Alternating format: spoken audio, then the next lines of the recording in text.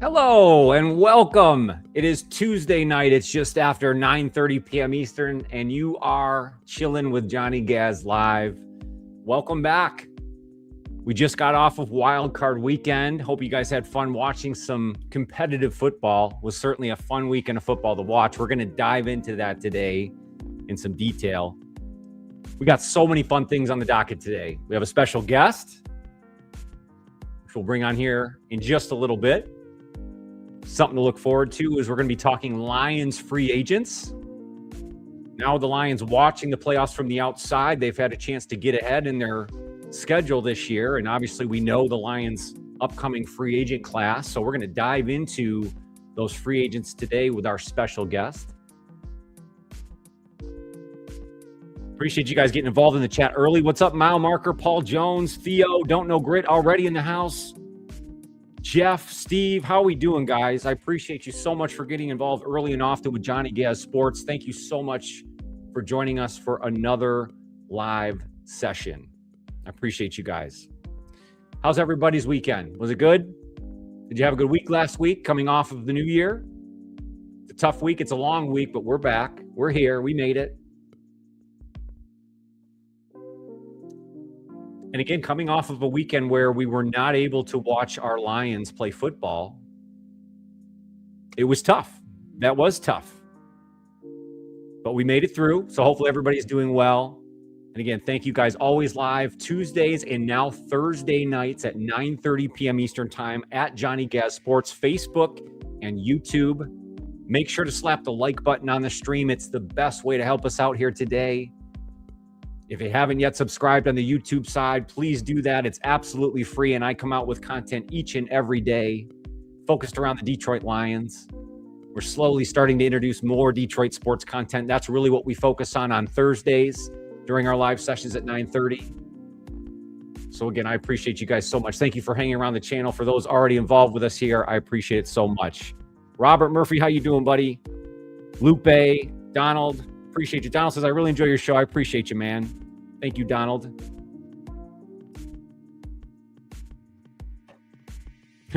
Lupe says, I hope someone is taking Mike some food and water since he's not leaving the building. That's a great point, Lupe. Coming for an interview, we're going to get into the current list of OC candidates as well towards the end of the live. So stick around for that. We will dive into that as well. What's good, Robert? What's good, everyone? How are you doing? So let's kick it off with this. Again, because the Lions were not playing in this weekend's wild card round, a lot of fans sort of getting on edge this week, right? It's hard to watch good football and then compare it to your team and not sort of get worked up. And I think a lot of Lions fans were in that same boat this week. And I'm victim to that. I certainly rode the wave of wild card football thinking, well, the Lions had a couple of those guys, or if the Lions had him, or if the Lions just had that coach or that quarterback, I was left thinking a lot of questions. And I think the Lions organization knows that. So much so that principal owner Sheila Ford Hamp wrote a letter. She wrote a letter to season ticket holders.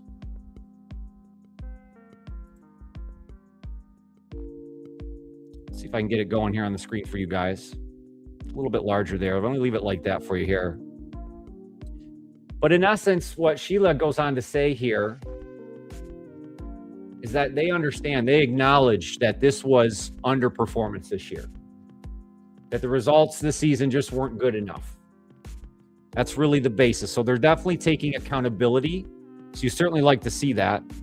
Let's do that right there. That's a little better. She also goes on to say, though, that we shouldn't expect drastic changes this offseason. And so I'm left kind of asking a couple questions. What is a drastic change for the organization at this point? I don't expect drastic changes. I don't expect the head coach to be fired. I don't expect them to, revamp their roster, rebuild, as a lot of people like to say. I don't expect that. But they are a team that I think is on the brink of not only getting to a Super Bowl, but possibly winning one. And I think that's what we all want as Lions fans. So I'd like to know what the word drastic means to them, especially this offseason.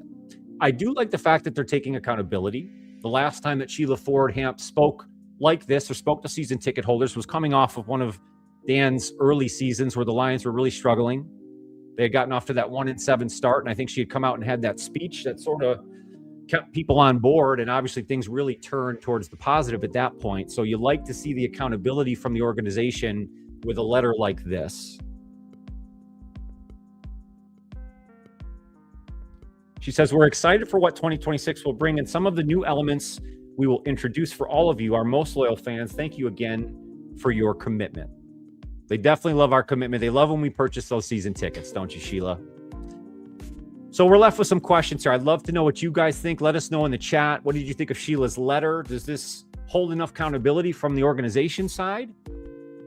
Does it worry you that she says they're not going to make drastic changes? Are drastic changes even needed? Again, I'd love to hear from you guys.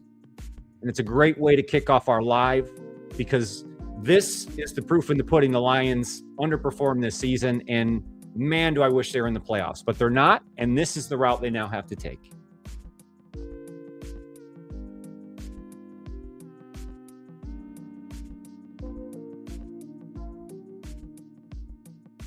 Hassanin Mahdi says, good evening. I'm Hassanin, the father of Ahmed Hassanin, Lions player on the Detroit Lions team. That's interesting. We got Ahmed Hassanin's dad in the chat today. Well, you know what? I'll take your word for it. We'll take your word for it. Glad to have you. Let's hope his rehab's going well, and we'd love to see him on the field this upcoming season. I'm hoping we'll see a lot of him in the offseason and in training camp and in the preseason, and hopefully that will earn him a lot more playing time next year. Paul Jones says, I'd love to see McDaniel come to the Lions. Yeah, me too, buddy. McDaniel's going to be in the building. We're going to talk about that in detail and maybe what the Lions need to do to keep him. Or can they even do that? Do they have enough resources to keep him? We're going to get into all that. Robert says, Lions were not a 5-win team, so I don't believe there's a need for drastic change. They need to retool for sure. And I think that's kind of what Sheila was getting at, right? I think that's what I get from it, Robert. We should get a free truck with the letter, says Patrick. Yeah, where's the Ford F-150s? Why aren't they just kind of handing those out just to kind of hold us over? I think I'd take a Ford Escape at this point. You know, I don't even need the truck. Just give me the midsize, and I'm satisfied.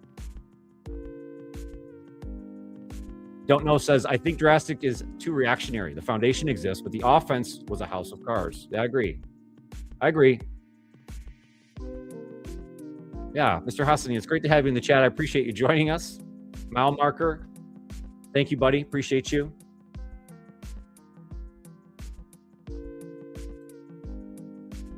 You know, one of the nice things about doing Lions content, you know, and obviously I've been a fan my entire life, and you know, I tried a lot of different avenues and ways to make content, and then I finally, I think, found what I have a passion in, which combines my love of Lions football and then what has become this love of making content and forming this community of people and doing these lives and having these conversations, talking Lions football. And it's brought me to different socials and different avenues, and I've been able to touch base with a lot of different people. Obviously, a lot of different Lions fans and even different Lions content creators. I've been blessed to be on other people's shows and have conversations with people that have a lot more information and insight than I do. And that's always a pleasure of mine. I was new to the TikTok game this year. Well, let's say last year I was new to the TikTok game. Now it's 2026. So I was kind of learning my way through TikTok, starting to post content and kind of establish myself over there. And the following started to pick up. And then obviously the more you use these socials, the more you get into TikTok, the more you're fed like content. Well, I happened to come about what I thought was a very like-minded content creator. Somebody who shoots it straight, has fantastic information, knowledgeable, pre-game, post-game, during game, anything that you'd want for Lions. And I was able to sort of find that with a content creator on TikTok. So without further ado, someone we've had in chat here now over the past several weeks and has contributed to our live sessions mightily with very good information and insight. I want to bring him on board with us. Matt with Don't Know Grit. I appreciate you coming on the live session. Welcome to Johnny Gaz Live. How are you doing today, my man? Thank you so much. The pleasure is all mine. I am doing fantastic. Thank you again. Hey, man, you got it, brother. I just appreciate you taking the time for us. Again, what I like to do here is kind of introduce you to everybody who's been a part of Johnny Gaz Live. And I think the best way to do that today is jump right into our Lions fandom. Nothing speaks higher than that. So let me kick it off with this. So people start to get to know you. Who is your favorite current Lions player? Favorite current Lions player is definitely going to have to be Panay. I was a tackle when I played football, and Nice. just seeing him from the time he came in as a rookie, there's no quitting that guy. It's awesome to see he embodies that grit. Yeah, he's a great, like you said, embodies the whole culture of them right now, in one particular player. I love that. Let's blow it out bigger picture, right? Because we were talking a little bit before this, and obviously you've been a Lions fan for a long time. Can you tell me, outside of the current roster, do you have a favorite Lions player of all time? So it's not going to be a pretty pick, but my favorite Lions player ever by far is the Mule, Don Mulebeck. 17 years as our long snapper. That kind of commitment is just crazy. I mean, from 2005 to 2021, he missed one game. Wow. Is that legit? Wow, one game in that entire career for the Lions. That's incredible. That's like he's an unsung hero for that time frame, right? And it's funny if you think about it. I don't ever remember during that time frame like the Lions ever having snap exchange issues. You know what I mean? Like that just didn't exist. We never had to talk about it. Never had to worry about it. And thank you to Don Mulebeck. So I think that's a great choice. So I have just one last question for you. What rival do you hate the most? Packers, Bears, or Vikings? And tell me why. It's definitely Green Bay. It's absolutely Green Bay. I mean, FTP every day of the week. And I'm married to a Packers fan, so it literally hits close to home. I love it. So I got to ask this question. I asked you this offline, but I want people to hear this. So tell me, when it is Lions Packers Sunday or Monday, Thursday, whatever day they're playing, when it comes down to Lions Packers week, how do you guys, as a married couple who now have different allegiances, how do you handle that day or game day?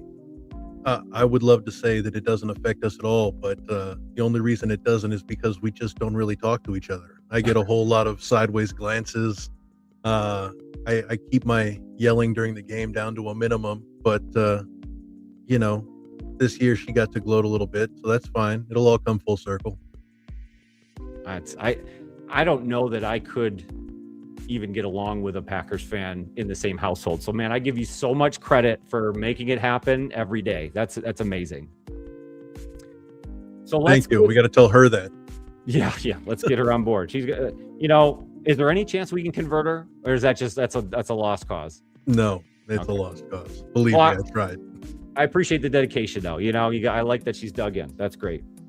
So let's get into our topic of the day for me and you. What I wanted to really dive into was the free agents. And I think it's a great topic for today because coming off of the Sheila letter, it certainly shows that the organization is looking at every single piece and what might not be drastic changes, but will certainly be those minor retooling things. So I think looking at the current list of unrestricted free agents is a great jumping point to move this forward. So I'll give you so much credit. You are the most organized content creator I've ever worked with, because before we even started today, you had sent me a fantastic Google Docs document, I hope I'm saying that right, breaking down the unrestricted free agents. So why don't I kick it off with this? Let me start with this. Offensively, let's stay on one side of the ball, then we'll jump to the other side. Is there a free agent, one of these unrestricted free agents, that you think the Lions must re-sign this offseason? I think for me, the most important re-signing is going to be Kyle Allen. And I know that might come as a surprise, but I feel like he proved in the preseason that he understands the scheme. He's been around the league, and I think that no team wants their backup quarterback to play. If Kyle Allen has to carry this team, we're in trouble. But I think that he's proven that he understands the scheme well enough to help Jared Goff both in-game and pre-game. And I think that's more valuable than hoping somebody younger can take over. I like that. I like that a lot. The familiarity in your backup quarterback is always a good thing. And to me, not having to worry about, going out in free agency and finding someone else, or, maybe that opens up them taking a project piece, so that they can work with someone. So I like that pick a lot. If we're flipping it to the defensive side, have you pinpointed a player on that end of the football, an unrestricted free agent, that you would also say the Lions must re-sign? So I bounce back and forth between two, but I think the biggest for me is Rock Yassin. I think that in a secondary that was depleted, he performed better than I expected. He's a big-bodied receiver. He really kind of embodied that man coverage, sticking to his guy. Got called for that ridiculous penalty against Philly, but he's big, he's physical, he's gritty. And when he was called upon, he performed admirably. I agree. Yep. Is there a free agent kind of in this list where you kind of looked it over and said, man, as much as I'd love to keep this person, I just think, unfortunately, it might be a casualty this year, or their time with the Lions has come to an end? Al-Quadin Muhammad. Ooh. I love what he's brought. He's really had a resurgence in his career in Detroit. He kind of found a home. And for a little while this season, led the team in sacks. But he's on the wrong side of 30 and will be looking for a payday that he deserves, quite frankly. And I don't think the Lions can tie up that kind of capital in an aging edge who is a liability against the run. That's fair. It's interesting. It's a debatable choice, and your points are very valid, because I think the bottom line is Lions are in cap space saving mode as much as possible, so they can make other moves. So I agree with you that if the price point gets too high for Muhammad, and it seems like you said, he's going to be searching for the bag, because this is the time, coming off double-digit sacks. I think it was 11 and a half. So, I mean, if you're in his shoes, right, you think you probably want the same thing, and the Lions might not be able to get there. So I'm with you. Have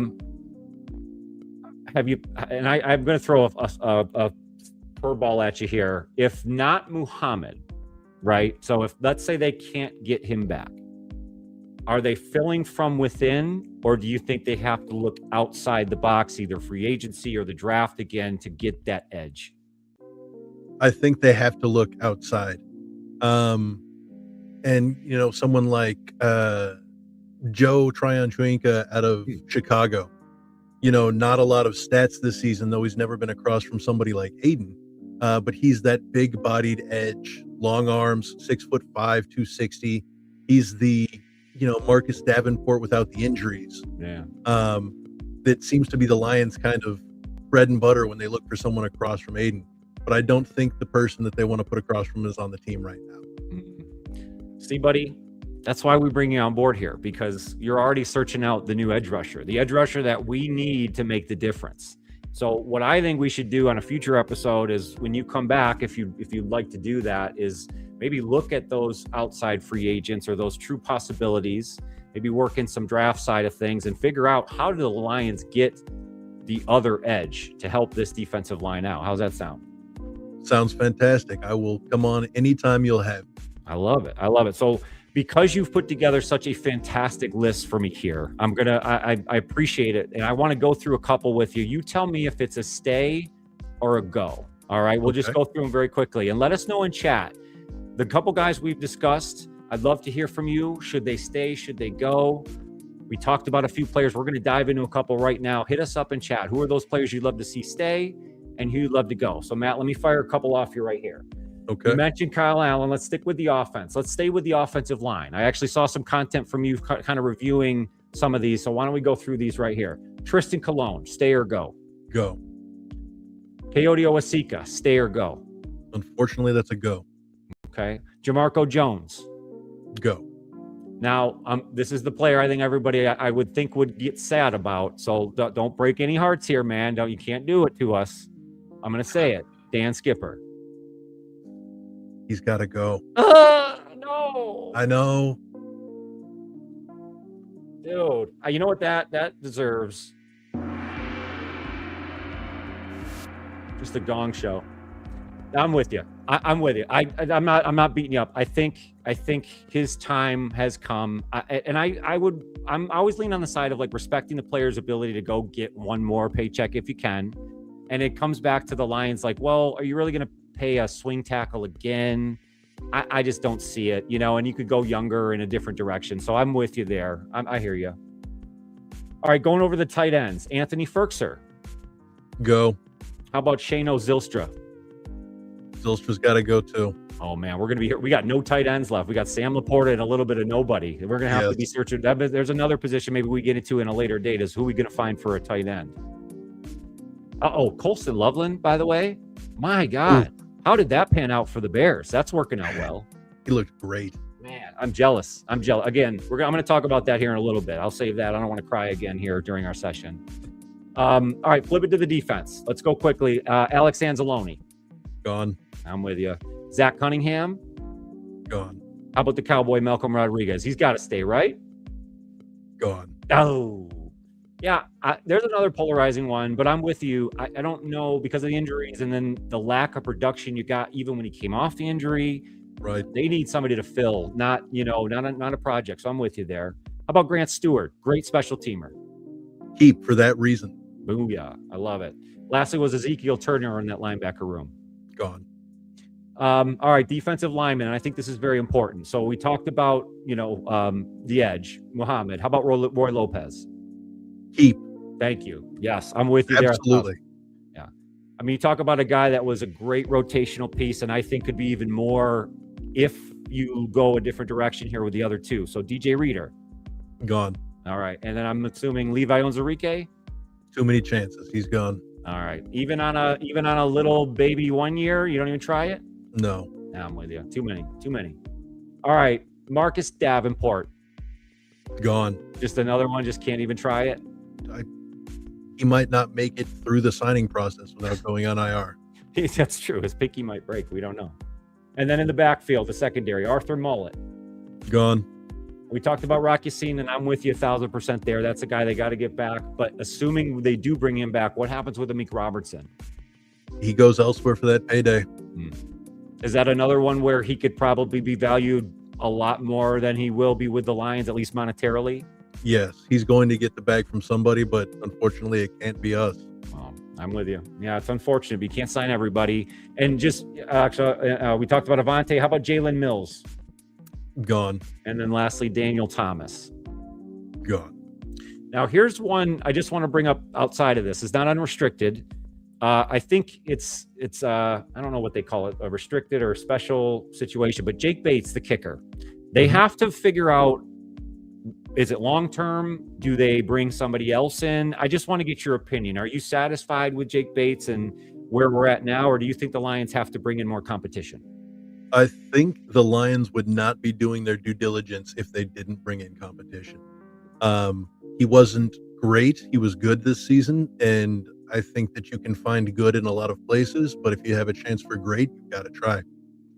I like that a lot. I think that's where I'm at with the Lions overall this offseason, right? If you're there and you can, go get it, and I think people get upset with me when I go that route, because they assume you want the big splash move or the Myles Garrett or I just want the organization to take the chance on something. And so that's where I've kind of been.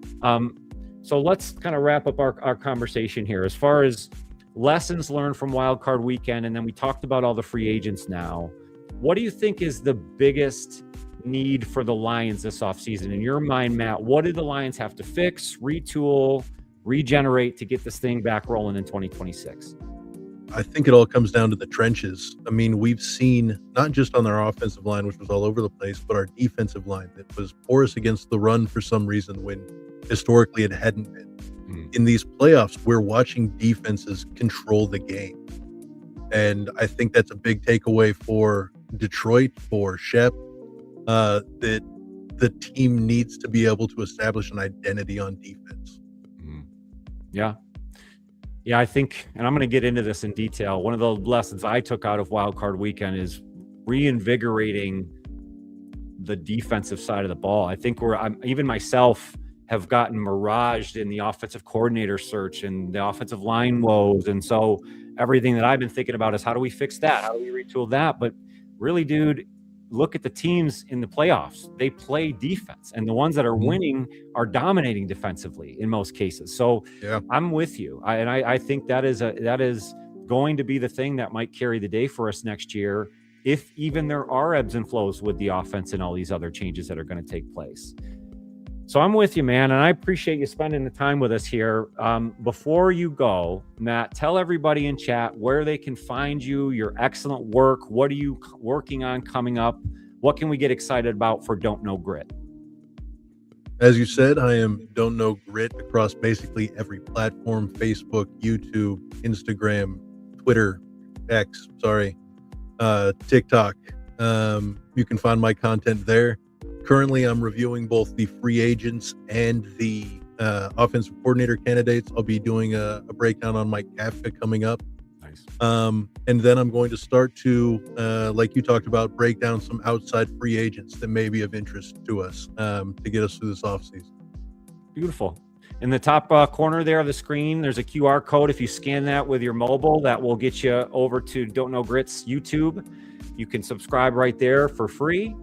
I'm also going to throw one up here in a little bit that will lead you over to his TikTok channel as well. And on all the posts here today, I have links to his beautiful work. So definitely make sure to go check out Matt at Don't Know Grit. We'll certainly, if he's willing, we'll have him back on the show in the very near future. We'll talk more Lions and pick his brain and his organization skills for sure. So we can make sure we move this thing forward the right way. Matt, I really appreciate your time, buddy. Thank you so much. It has been an absolute pleasure and an honor. Thank you. Hey, brother, you take it easy. We'll see you real soon. Sounds great. Excellent, man. Matt, I appreciate you, buddy. I appreciate your time. And again, make sure to check out Don't Know Grit. I'm going to flip this over now. It's his TikTok up there in the top right or top left, however you're looking at the screen. Make sure to go check him out. What I thought was really cool, I mean, we talked a whole bunch of good stuff, but getting to your actual content, I found it awesome when you would do like a mid-game check-in.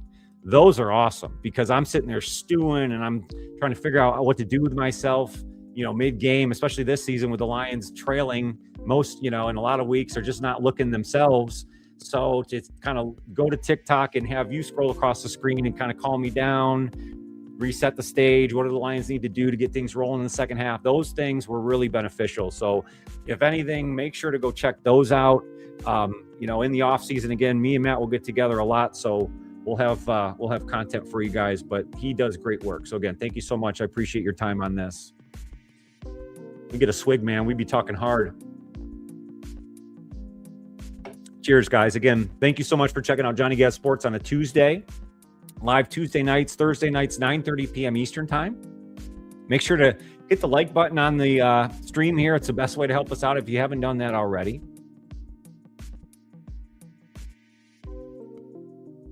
Oops, I want to be on the screen. There we go. There I am. All right, so let's get back into Wild Card Weekend. I think we got to dive into some of these games, and I want to give you the true lessons that I took out of it, and hopefully the lessons that the Lions took out of Wild Card Weekend. Because as we started this live stream, we talked about the Lions having to watch from the outside. We're all watching from the outside. It's kind of painful, honestly. Appreciate you, Don't Know Grit. Thank you so much. Mile Marker, appreciate you, man. Yeah, definitely go sub. Great guy. Helpful Chase, how you doing? Brian Welsh, how you doing? Scotty Shrouds. Scott Shords. Scott S. Hordes. I'll get it. Jeff, how you doing? Gavis Con, good to see you again. Hassanin, I appreciate you hanging around. Look, we got Ahmed Hassanin's father in the chat. Love it.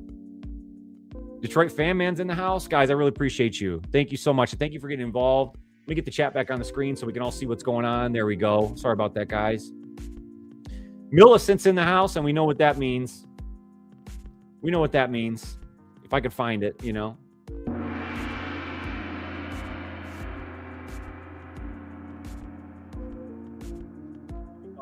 be going. Nice. How are we doing, Millicent? Good to see you. Good to see you. All right, I'm collected. I'm back. I'm collected. Wild Card Weekend. So let's talk about Wild Card Weekend and the lessons the Lions should learn from these games. The first thing for me is the quarterback play. And that's a lot of times the obvious thing. But in most of these matchups, the team that got the better quarterback play won. The team that had the more efficient quarterback, the more dynamic quarterback, won the football game. And yeah, the Rams didn't play fantastic against the Panthers and sort of had to eke out that win. But when it counted, when it mattered, Matt Stafford made the throws necessary to win that football game. Money Matt came through yet again.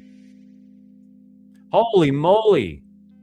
Hassanin with a $59.99 dono. Thank you. Wow, you did not have to do that. I appreciate you. Never required or expected. Thank you so much. I appreciate you.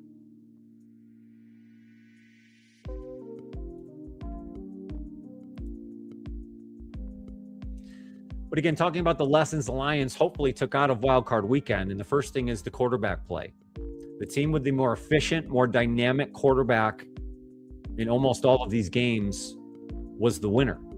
And yes, the Rams didn't play fantastic against the Panthers. They had to win that football game 34-31, but when it was money time, Matt Stafford came through and took over that football game late in the fourth quarter. And you could tell by the way the Rams were talking about it after the fact is they had no doubt that if they were within one score or tied, that Matt Stafford was going to win that football game for them. And that's what happened.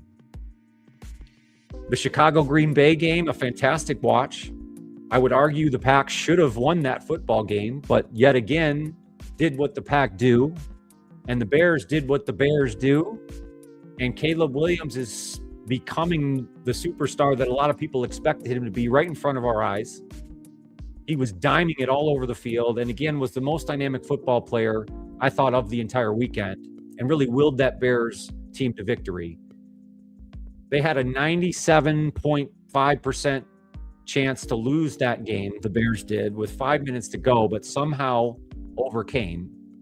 Opportunistic defense, and again, a dynamic playmaking quarterback that was able to pull it off. So the Bears get a victory. Ben Johnson, FTPs in the locker room after the fact, and they are living what Lions fans were living 2 years ago.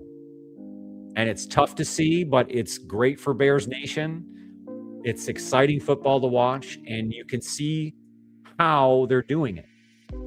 With a dynamic quarterback and opportunistic defense, their offensive line's playing well. Although they didn't run the football fantastic against the Packers, they got enough out of their running game, and usually do, to help their offense. Those are things the Lions were able to do in years past. Thanks, Judah. He goes, hey, loser Lions fan, Ben Johnson greater than Campbell. I'm singing the praises of the Bears, and you're not listening to me. But thank you for your input. Just be grateful. Yeah, you guys have a good team. But here's the deal. The quarterback play, to me, made the difference in a lot of these wild card matchups. You then go to the Buffalo-Jacksonville game. Obviously, Josh Allen just looks like a superhero. And he's carrying that team offensively through these playoffs, at least in that wild card matchup. And I think he has a clear path to the Super Bowl. New England and the Chargers, again, you had the young Drake May against Justin Herbert, but I just think the injuries offensively caught up to the Chargers, and then having to go on the road against what could be the more complete team or the most complete team in the AFC, and they got good play out of their quarterback. And Drake May, again, showing that this season wasn't a fluke and gets a victory. Wild card weekend, 16-3 over the Chargers. Now on Monday night, I would say it's probably the one game where you can't lean your hat on the quarterback play. To me, the last game of the weekend, Houston-Pittsburgh, was all about the Houston defense, because I didn't think C.J. Stroud played very well, but that Houston defense will carry. And that brings me to my second observation, is that the defense is still the most important thing. Defense wins championships. There's no doubt about it. And that Houston game is a prime example. But even away from that, when you had to have stops, when you had to make opportunistic plays, and we're talking about the Bears, we're talking about the Rams at the end of the game, the San Francisco 49ers depleted defensively, injuries all over the place, but somehow Robert Saleh and that defense is able to figure it out. They held down the Eagles, which of course, very inconsistent offensively, and that held true. But San Francisco with one of the surprise wins of the wild card weekend, 23-19 over the Eagles. So defense carrying the day in a lot of these matchups. Lesson learned. And we're talking about the lessons that hopefully the Lions will learn in watching the wild card playoffs from the outside. Quarterback play, dynamic quarterback play, leading the way, carrying offenses when needed. Defenses being the reason. Houston Texans over the Steelers. And what will be an impossible matchup really against any other AFC team. The Houston defense will travel and play anywhere. And that is a scary thought. Oh, it's okay, Helpful Chase. Don't worry about it. No worries, man.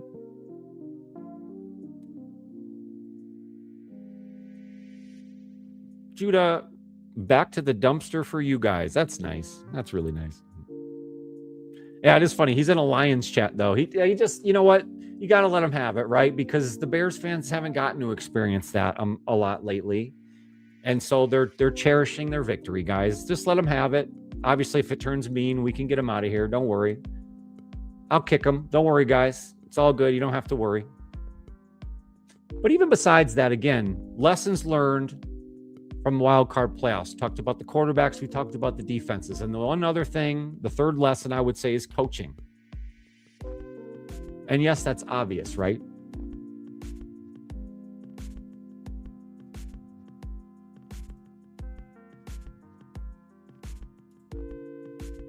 Don't worry, guys. The bad man is gone. I've taken care of it. He's gone. He's gone. I apologize. It happens. As the live expands and as the other NFC North teams get involved, unfortunately, it's going to be part of the process. And you have some good fans, some bad fans. We've seen a little bit of both. I've seen bad Lions fans, guys. So let's not pretend, they exist. They're all out there. So don't worry about it. Don't worry about it. But he's gone. The bad man's gone. He had his say. And honestly, the way I always look at it, and on any of my content too, if I can get you to engage more than once, like anybody can come through and throw one stupid comment on there and move on. But if I respond or if I get you to engage twice, we win. We all win. So he commented many, many times. All he's doing is help our live reach the right people. So don't worry, guys. We're all good. And I appreciate all the good people in chat. That's why I like you guys. I like the community we're forming here. And we move forward. So again, we're getting into the lessons learned from Wild Card Weekend. We talked about the quarterback play, leading the way.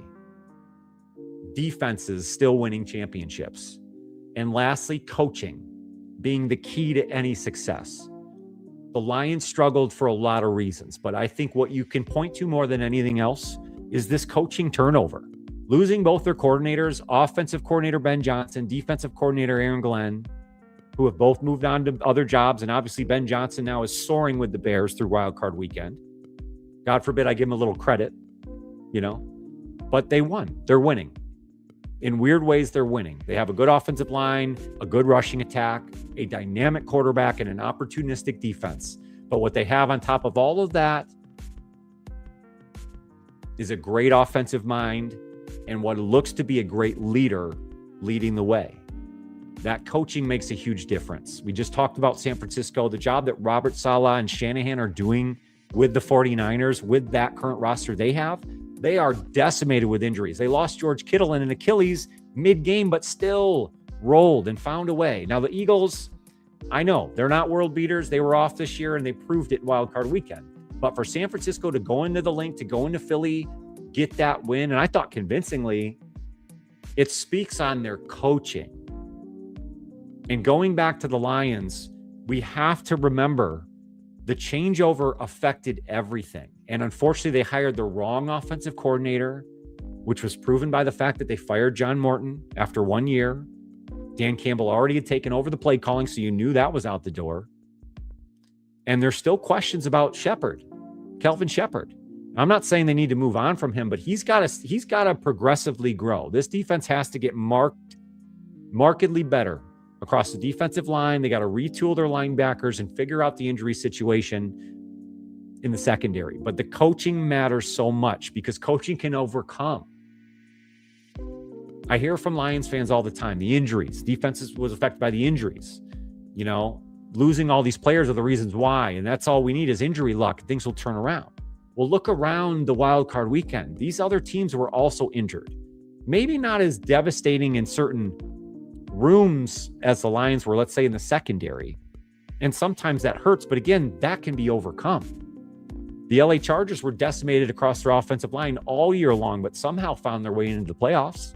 We talked about the San Francisco 49ers, who didn't even have their starting quarterback for a chunk of the year, but somehow still continued to get themselves into the playoffs and now are earning a victory because that quarterback is back. Brock Purdy, as much as he's not a world beater or a superstar, is able to do things for that offense to keep that running. Him and McCaffrey are carrying the day on top of all the other injuries they've had. So that coaching makes so much of a difference. And you saw that in Wild Card Weekend. So the Lions, I think number one thing they have to do this offseason is solidify their coaching staff. Bring in the offensive coordinator that you're going to trust, rely on, that has experience, that's going to lead the charge offensively. You've put your faith in Shep and let Dan Campbell be your CEO. You've got to get back to that organizational structure for this Lions organization to thrive. That's where I'm at. That's what I took out of Wild Card Weekend more than anything else. I'd love to hear from you guys. What did you take out of Wild Card Weekend? What was the biggest upset? What was your biggest surprise point? What did you like and what didn't you like from Wild Card Weekend? Please let me know.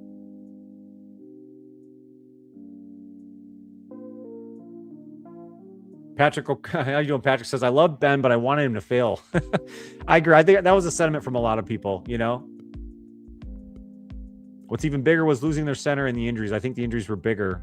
See, I think that's, and I'm with you. The injuries are a thing, but there are ways to overcome the injuries. So what I think the Lions' goal here has to be is no matter what happens next season, they need to put themselves in a position where they can't fail. The San Francisco 49ers wouldn't allow themselves to fail because of all their injuries.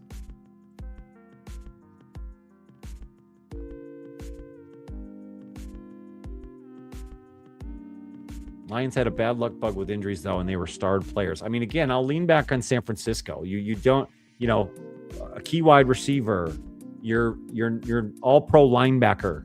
I mean, again, they were devastated all over the place.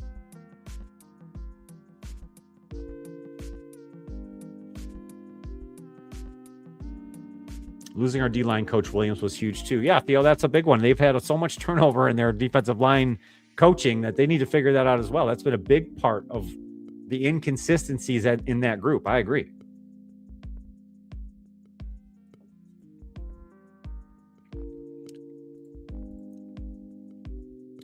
Helpful Chase says, JG didn't help himself with audibles this season either, though. He's not great at play calling in the moment either. He needs someone else to synergize with. See, I agree in a sense of that clearly didn't have the impact of previous seasons. So obviously him and Ben Johnson had a better trust or working relationship to where my guess is Ben Johnson gave Jared Goff more options mid-play, and the formations would dictate more options, things you could do within Ben Johnson's offense versus John Morton or Dan Campbell. But I do think that Jared Goff has the mind and he's the right quarterback to diagnose a defense, see what he's got in front of him, audible in and out of plays to give them the best option they had. But I think the problem is the coaching didn't give them the right options or give him the right options. Millicent says getting better depth or better talent in the depth chart is key. I agree. They got to continue to build depth. I think they need more impact players, especially across the defensive line. Losing Ragnow at one time, the OCDC was a killer. Yeah, the Ragnow thing, that was huge. I mean, because that started the snowball effect of the offensive line and they just couldn't recover. And again, when you don't have the OC or some of the other pieces to make up for that, this is where we're at now. Robert says, if the Lions lost Goff for 8 games like San Fran did with Purdy, they are a 4-win team. I don't buy injuries as much. That's where I'm at, Robert. I'm sort of with you. I mean, any team that loses their quarterback for 8 games, you're going to really struggle. And if the Lions lost Goff, I agree. They would have been a 4-win team if that. So that is one of the injuries where you could say, okay, that derails the season. But the other ones, and even with that, sometimes you should be able to overcome, and we kind of expect that.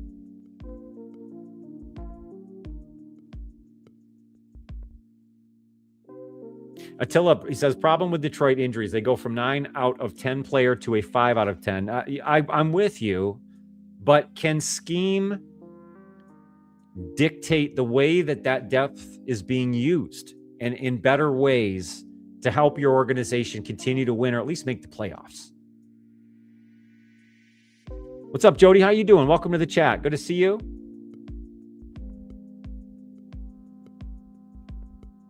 What's up, Joe? How you doing? It says, I just hope they keep David Montgomery, getting offensive line, a pass rusher, and OC. The David Montgomery thing, and I put out a short earlier this week kind of talking about what Brad Holmes' press conference had to say about David Montgomery.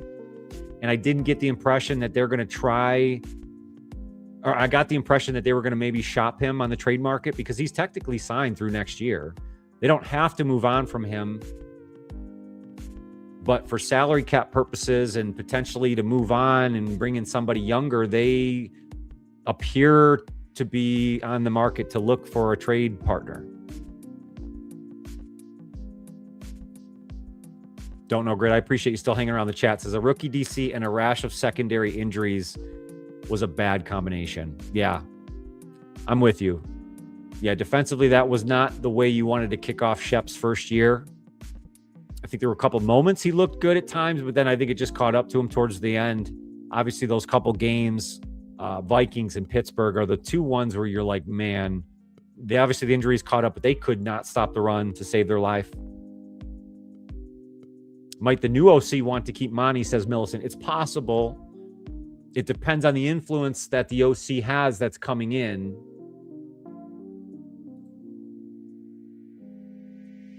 It really does. And we talked about a little bit when Mike McDaniel, who's right here, was fired by the Dolphins. We talked a lot about the Lions jumping on that opportunity. Now he is coming in for an interview.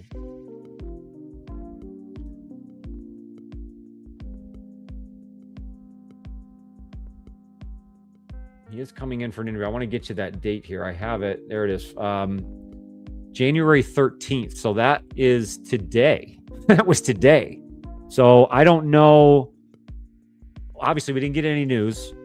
That could mean that Dan Campbell has trapped him in the building. He could be under lock and key at Allen Park right now. It's very possible. I kind of hope that's the case. So obviously, he's interviewing for the job. David Blau was the initial indication. He's been hired as the Commanders' offensive coordinator, and that sort of makes sense because that's who he was with last season. Seahawks passing game coordinator Jake Peetz has been talked about as a potential offensive coordinator replacement. The Ravens quarterback coach T. Martin also in the mix. He's got an interview, or had an interview yesterday, Monday the 12th.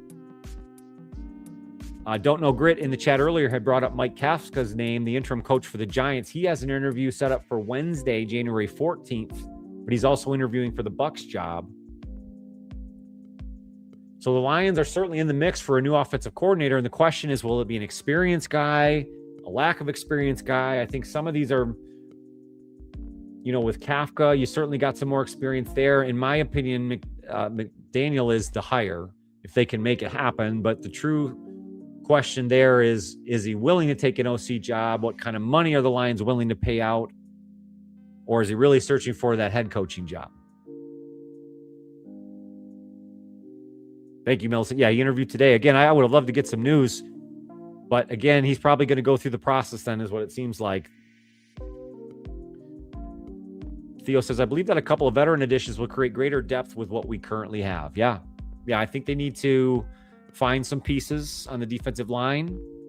I think the free agent market might dictate that, and Don't Know Grit had indicated one that might be available. We're going to go through a few more here in the future. Don't Know says, the fact that Miami Mike accepted interviews for 4 head coaching jobs and 1 OC job says a lot about the destination Detroit is for an offensive mind, in my opinion. Yeah, that's a very good statement. That's a good point.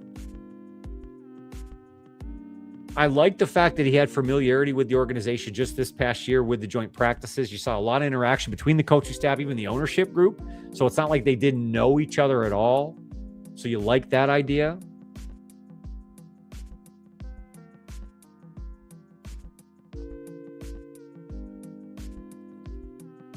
Millicent says, I think McDaniel really wants to be here. I hope so. Can you imagine? I think I said this last week, but the press conferences with Dan Campbell and Mike McDaniel, the inspirational speeches that they will give pre, during, and after the game. I cannot wait for that. I hope we get that. Sheila only has $2 billion net worth. She can't just be paying top dollar for an offensive coordinator. Yeah, man. I think that's the problem. The Lions organization, that frugality, we'll see what happens here. And again, Sheila today said no drastic changes. So is paying or overpaying to get the right offensive coordinator a drastic change? I would say so. And you're right, Millicent. He did like it here. He enjoyed the way the Lions practiced, the way the organization ran, the way they worked. A lot of good quotes coming out of those joint practices. I spent a lot of time diving into that. Those were good sessions. And the Lions at that point looked really good because they were playing what we now know was a kind of a poor Miami team this year.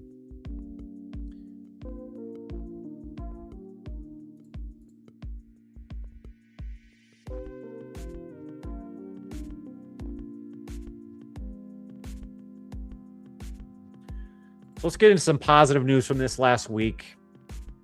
The All-Pros were announced, and the Lions, one of the more pronounced teams involved in the All-Pro selections, even after a down year, as many would say.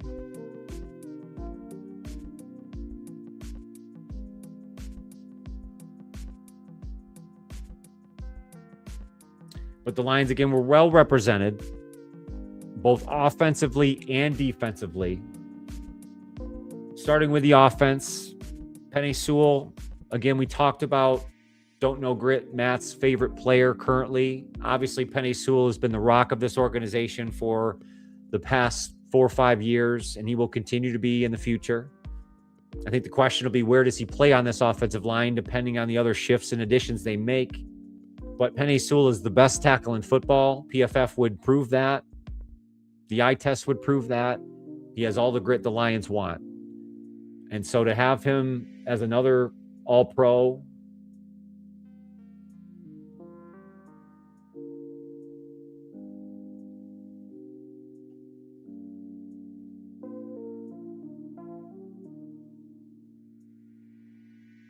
sorry guys, my computer's being weird. So yeah, Penei Sewell, linebacker Jack Campbell, both first-team All-Pros. Is Jack Campbell's first time as a Pro Bowler, first All-Pro selection, and I think it's well earned. Jack Campbell was the Iron Man of this defense. He did not take plays off. He led the team in tackles, obviously a big part of the run stuff game when they were prevalent, and then really got more involved in rushing the quarterback this year. He's gotten better and better in pass coverage, and maybe more than anything else is the leader of that defense. And I think is a great young piece to build off of for years to come. You have obviously Aiden Hutchinson again involved there. And he was a second-team All-Pro this season. So coming off of that injury, when we had a lot of concerns in what would Hutch be in 2025 compared to the start he had in 2024, what was the leg? Could he get back? Would he have the same motor? And I think that was all there this year and more. And if he can just get a little more help across that defensive line, I think he could jump even another level. But at this point, a second-team All-Pro in 2025, not bad. Lastly, Amon-Ra St. Brown, second-team All-Pro. This is the third time that Amon-Ra St. Brown has been named to the All-Pro team. However, this is the first time he's been second-team All-Pro, and knowing Amon-Ra, at least how Amon-Ra St. Brown is, this will probably irk him. Not getting the first-team All-Pro nod. But again, the Lions well represented with their All-Pros in 2025. I think there's one player that you might be able to argue could have been snubbed from this list. Running back Jahmyr Gibbs. And I've seen that argument, but I think The argument on the other side is there was just too much inconsistency, even in his game-to-game statistics. So as all those explosives and the way he was able to take over certain games, I just don't know if it was consistent enough for him to then be considered as an all-pro. But you have to feel good, again, about the core of this football team, because those are still very young players you can build off of continuing to the future as you add other pieces in free agency, hopefully this offseason, and continue to draft well, as Brad Holmes has done throughout his time with the Lions. Building that roster and developing more of this core, and hopefully that means more all-pros in the future.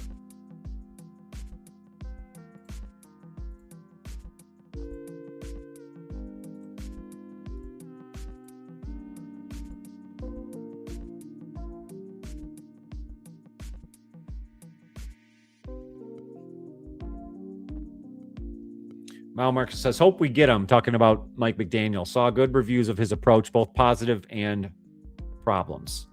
Helpful Chase says, top dollar for an OC, 10 to 15 million a year, unless you have won a Super Bowl or have been in talk consistently. She can afford it. Lions making so much more money over the last 4 years, like the ticket prices long. I agree. Season tickets are ridiculous. You can't even come about them now. You got to get on the yearly long wait list. So yeah, they're financially, they're doing very well. Is the money there? Yes. Will they pony up the dough to make this move happen? I think that's the question. Because again, the team likes to lean on the internal and the familiarity, and Mike McDaniel would be sort of an outsider. So I think that's kind of where I'm at. Don't know Grit says Megatron's career, 3 first team, 1 second team. So there you go. I mean, certainly I don't think it hurts a legacy. You know, Amon-Ra St. Brown is still going to be considered. I don't even want to say this because people are going to yell at me, because Megatron, I think, still is the best Lions receiver of all time. But Amon-Ra St. Brown is on his way there. So I don't think anything hurts his legacy. A second team All-Pro will just carry that more.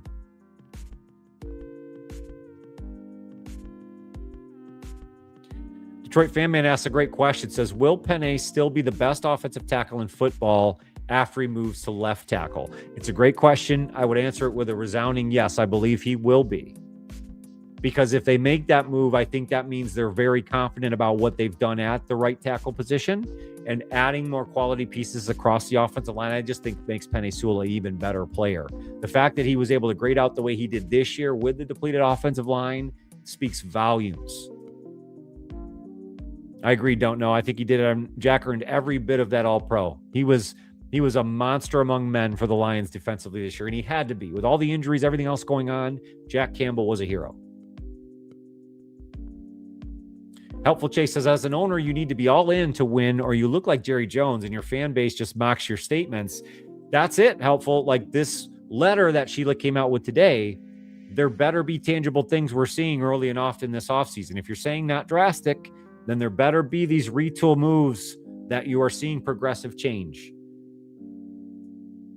He also says, you think they grab a cornerback this draft, or do they re-sign Yassine and Amik and say we good? I think Yassine is an absolute re-sign. His body type, the scheme usage, the way he can play man coverage fits perfectly in the Shep defense. I don't think, obviously, as a starting corner, you don't want him there, but as a depth piece, Yassine is great. Amik Robertson, I think, is going to demand too much money from the Lions, so he's going to be a go. So I do think they're going to need to draft at least a nickel cornerback option. Now, we know they still have Enos Rakestraw on the injury recovery. What can they get out of him is the real question, because I'd rather go that route, but I do think they draft another secondary piece. Yes. Don't know. Says, Job will get there. Running back is so dependent on solid O-line play. That's it. I agree. Mile Marcus says, Sheila wrote she wants the championship. I take that to mean Super Bowl. And she's hardcore. She's more hardcore than the rest of her family. That is for sure. And I hope that's what she means. But I just didn't love the idea of no drastic changes. Replacing your OC, revamping your O-line. There are some drastic changes I think that need to be made. Well, within reason. Just watching how Indiana's O-line works together, I kind of want Carter Smith at left tackle, Pat Coogan at OC. They both high-effort players, and their pressures allowed says a lot about the player they are. Absolutely. I'd be happy with either one of those players. Absolutely. And we're going to do Plenty of mock draft content coming up very soon as we get through the playoffs, maybe post Super Bowl. I'll really start my deep dive into mock draft content. We'll have a ton of that for you guys here, and we'll try to give all the available options the Lions will have in the upcoming draft.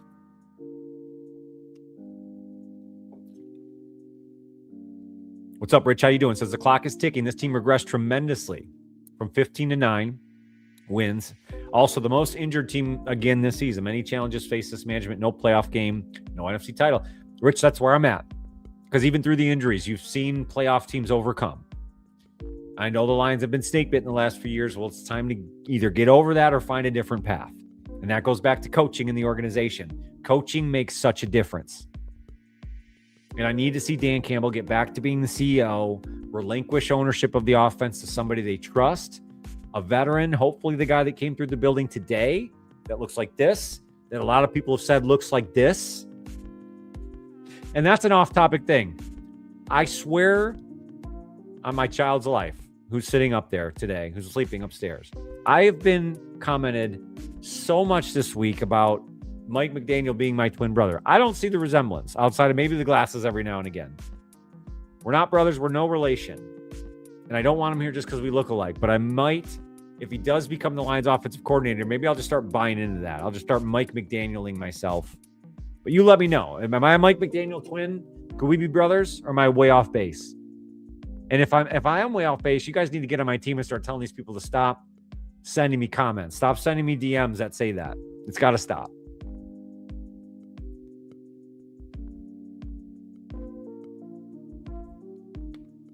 Helpful Chase says, the one thing I keep thinking back to is when Brad Holmes said it's hard to trade for edges at the trade deadline. Makes me wonder why more teams don't just use the draft capital on a couple. I just think that, Helpful Chase, it wasn't just this last offseason. It's been multiple off seasons where they could have made some sort of move to help their defense. Jalen Phillips was out there this year and I thought could fit in well with the Lions defense, and they just don't entertain that. Or, according to Brad Holmes, maybe they did entertain it and couldn't make it happen. But that doesn't give me the confidence in his GM ability. Theo says, I like Whiteside over Rakestraw. Availability, that's always key. I just think Rakestraw is undersized. He is. He's slender. And I wonder what he's been doing with all this time in rehab, you know? Rakestraw's been super disappointing. Hope the dude stops with the injuries and starts proving it. We need it. We have to have it, Helpful Chase. Because if they don't think he's an option, then they are drafting not maybe one corner, maybe multiple. Or at least looking in other sources for multiple secondary pieces. That's not exactly where you want to be.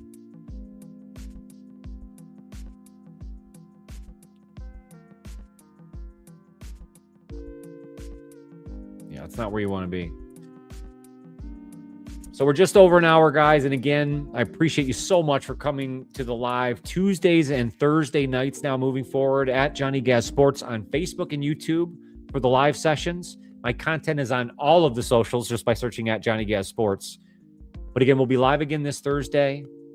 I want to thank our guest, our special guest, Matt with Don't Know Grit. We talked about the free agents, the current Lions group of unrestricted free agents. Should they stay or should they go? And we went through that list in detail, talked about his must re-sign free agents. Definitely slap that like button on the stream. It's the best way to help the channel. Thank you so much, Millicent. That helps me out so much. I appreciate you. I appreciate you being involved with the channel. I have one more topic before we go tonight, so don't run away just yet, guys. If you're still hanging out, it's a fun one. The Detroit Free Press put out a great article. I'm going to talk about that here in a minute, but I'm not done singing the praises of Matt with Don't Know Grit. You got to go check him out. Again, he's on all the socials. I found him on Facebook, obviously on YouTube, over on TikTok. Go subscribe. Go get involved in his channels. Again, great information, great content daily. Definitely go check him out. And I appreciate you coming on board. We will have him back on future episodes to dive into the Lions because that is a great resource to have. But the last topic of the night comes from the Detroit Free Press. So there's an article written on January 10th this year by Dave Burkett. It's entitled The 60 Reasons Why the Detroit Lions Have Never Been to the Super Bowl. The 60 Reasons Why the Detroit Lions Have Never Been to the Super Bowl. Kind of a depressing article, honestly, so you got to be ready for it. But it's a great overview look at maybe why the organization just hasn't gotten over the hump. What happened? Plays, players, ownership, events, fan interactions, other teams' quarterbacks. There's referees, right? There's so many reasons, but they give you 60 solid ones, ranging anywhere from number one, which says Ford Tough.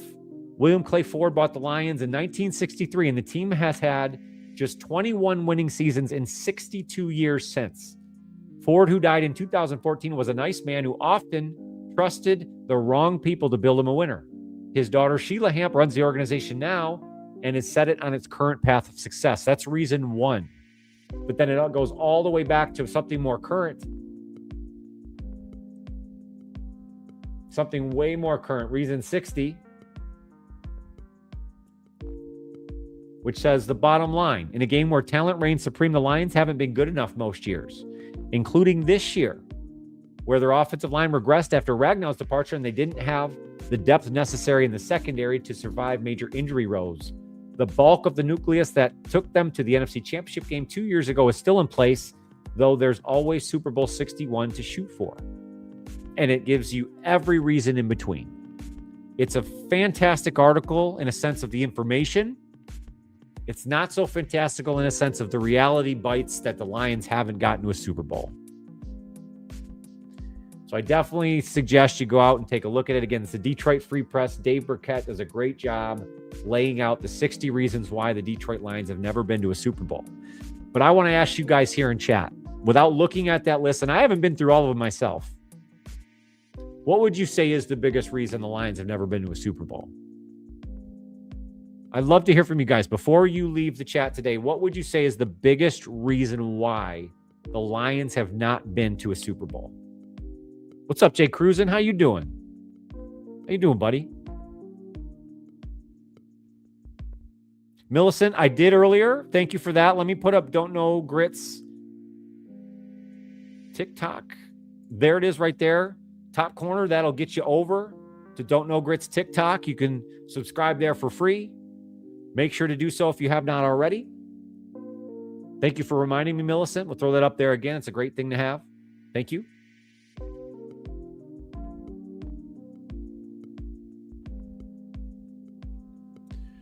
But again, we're talking the reasons why the Lions have never been to a Super Bowl. The article written by Dave Burkett in the Detroit Free Press lays it out in detail, gives you 60 reasons why. But I'd love to hear from you guys. What is your opinion on this?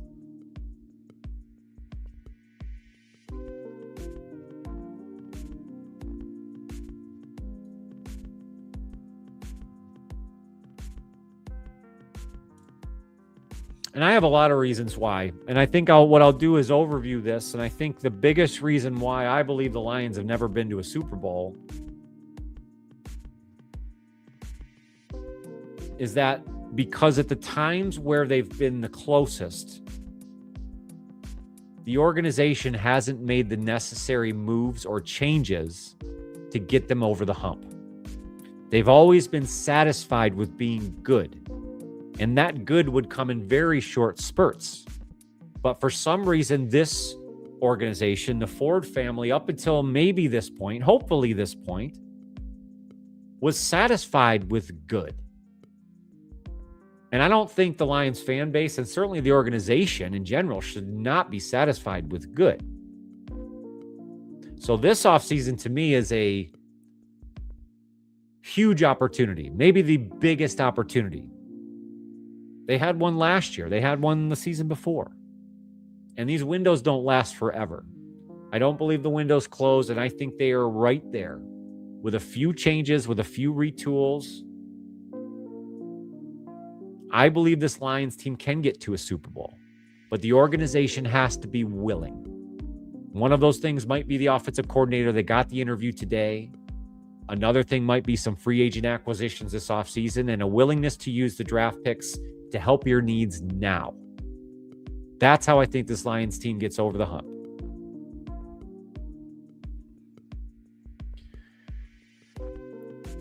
One of the key pieces I want to take out of today, guys, is the wild card games. I had so much fun watching wild card football, and as much as I wanted to see the Lions involved in it, it was great to watch it from a different lens and hoping that the Lions organization takes some of the cues from what they saw during wild card weekend.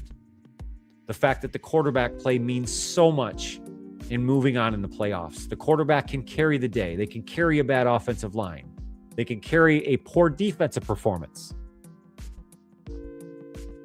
And for the Lions, for Jared Goff, it's all about the offensive line. They have to retool the offensive line to get Jared Goff back to the point where he can be one of those quarterbacks. The second lesson learned is the defense. The Lions cannot ignore their defense. Yes, they need an offensive coordinator. Yes, they need to retool the offensive line, but the defense is what will win them a championship. Injuries hurt them. Yes, no doubt about it. But the Lions believe they have the right defensive coordinator in place. And I believe if they're able to add the right pieces across their defensive line, get back their safeties, and put their focus into being a dominant defensive team, that they can turn this around quickly. And the last lesson learned is coaching, and what a huge part this plays in a team getting over the hump and getting to a Super Bowl or overcoming the obstacles that have prevented the Lions from getting there so far, even in this current regime. Yes, injuries are there. Yes, they hurt the defense. Those safeties being gone, Sam Laporta being injured, the loss of Frank Ragnow, what happened across the offensive line, that hurt the Lions' chances. But it should not be the thing that takes them out of it. And I think some of these wild card teams this year proved that with great coaching, that can overcome. So those are the lessons I took out of wild card weekend. I'd love to hear from you guys. Let me know in the comments below, what was your biggest lesson that you learned coming out of wild card weekend?